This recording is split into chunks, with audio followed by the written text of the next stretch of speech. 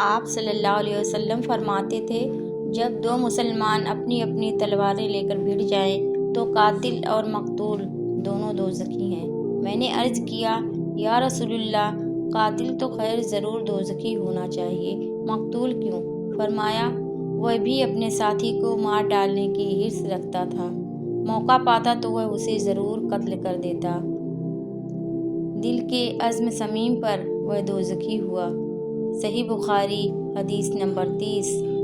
میں ابو ذر سے ربضہ میں ملا، وہ ایک جوڑا پہنے ہوئے تھے اور ان کا غلام بھی جوڑا پہنے ہوئے تھا۔ میں نے اس کا سبب دریافت کیا تو کہنے لگے کہ میں نے ایک شخص یعنی غلام کو برا بھلا کہا تھا اور اس کی ماں کی غیرت دلائی یعنی گالی دی، تو رسول اللہ صلی اللہ علیہ وسلم نے یہ معلوم کر کے مجھ سے فرمایا، اے ابو ذر، تو نے اسے ماں کے نام سے غیرت دلائی ہے، بے شک تجھ میں ابھی کچھ زمانہ جاہلیت کا اثر باقی ہے۔ یاد رکھو، ماتحت لوگ تمہارے بھائی ہیں، اللہ نے اپنی کسی مصلحت کی بنا پر انہیں تمہارے قبضے میں دے رکھا ہے، تو جس کے ماتحت اس کا کوئی بھائی ہو تو اس کو بھی وہی کھلائے جو آپ کھاتا ہے، اور وہی کپڑا اسے پہنائے جو آپ پہنتا ہے، اور ان کو اتنے کام کی تکلیف نہ دے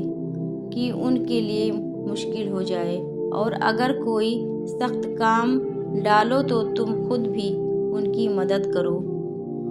جب سورہ انعام کی یہ آیت اتری، جو لوگ ایمان لائے اور انہوں نے اپنے ایمان میں گناہوں کی آمیزش نہیں کی، تو آپ صلی اللہ علیہ وسلم کے اصحاب نے کہا، یا رسول اللہ، یہ تو بہت ہی مشکل ہے، ہم میں کون ایسا ہے جس نے گناہ نہیں کیا؟ تب اللہ پاک نے سورہ لقمان کی یہ آیت اتاری کہ بے شک شرک بڑا ظلم ہے۔ آپ صلی اللہ علیہ وسلم نے فرمایا، منافق کی علامتیں 3 ہیں، جب بات کرے جھوٹ بولے، جب وعدہ کرے اس کے خلاف کرے، اور جب اس کو امین بنایا جائے تو خیانت کرے۔ رسول اللہ صلی اللہ علیہ وسلم نے فرمایا کہ 4 عادتیں جس کسی میں ہوں گی تو وہ خالص منافق ہے،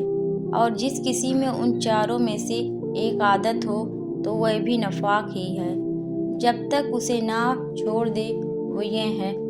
جب اسے امین بنایا جائے تو امانت میں خیانت کرے، اور بات کرتے وقت جھوٹ بولے، اور جب کسی سے عہد کرے تو اسے پورا نہ کرے، اور جب کسی سے لڑے تو گالیوں پر اتر آئے۔ رسول اللہ صلی اللہ علیہ وسلم نے فرمایا، جو شخص شب قدر ایمان کے ساتھ محض ثواب آخرت کے لیے ذکر و عبادت میں گزارے، اس کے گزشتہ گناہ بخش دیے جاتے ہیں۔ آپ صلی اللہ علیہ وسلم نے فرمایا، جو شخص اللہ کی راہ میں جہاد کے لیے نکلا، اللہ اس کا ضامن ہو گیا۔ اللہ تعالیٰ فرماتا ہے، اس کو میری ذات پر یقین اور میرے پیغمبروں کی تصدیق نے اس سے سرفروشی کے لیے گھر سے نکالا ہے۔ میں اس بات کا ضامن ہوں کہ یا تو اس کو واپس کر دوں ثواب اور مال غنیمت کے ساتھ، یا شہید ہونے کے بعد جنت میں داخل کر دوں۔ رسول اللہ صلی اللہ علیہ وسلم نے فرمایا، اور اگر میں اپنی امت پر اس کام کو دشوار نہ سمجھتا تو لشکر کا ساتھ نہ چھوڑتا، اور میری خواہش ہے کہ اللہ کی راہ میں مارا جاؤں، پھر زندہ کیا جاؤں، پھر مارا جاؤں، پھر زندہ کیا جاؤں، پھر مارا جاؤں۔ حضرت صلی اللہ علیہ وسلم نے فرمایا، جو کوئی رمضان میں راتوں کو ایمان رکھ کر اور ثواب کے لیے عبادت کرے، اس کے اگلے گناہ بخش دیے جاتے ہیں۔ حضرت صلی اللہ علیہ وسلم نے فرمایا، جس نے رمضان کے روزے ایمان اور خالص نیت کے ساتھ رکھے، اس کے پچھلے گناہ بخش دیے جاتے ہیں۔ حضرت صلی اللہ علیہ وسلم نے فرمایا، بے شک دین آسان ہے، اور جو شخص دین میں سختی اختیار کرے گا تو دین اس پر غالب آ جائے گا اور اس کی سختی نہ چل سکے گی۔ بس اس لیے اپنے عمل میں پختگی اختیار کرو، اور جہاں تک ممکن ہو میانہ روی ہو تو اور خوش ہو جاؤ کہ اس طرز عمل سے تم کو دارین کے فوائد حاصل ہوں گے، اور صبح اور دوپہر اور شام اور کسی وقت رات میں عبادت سے مدد حاصل کرو۔ نماز 5 وقتہ بھی مراد ہو سکتی ہے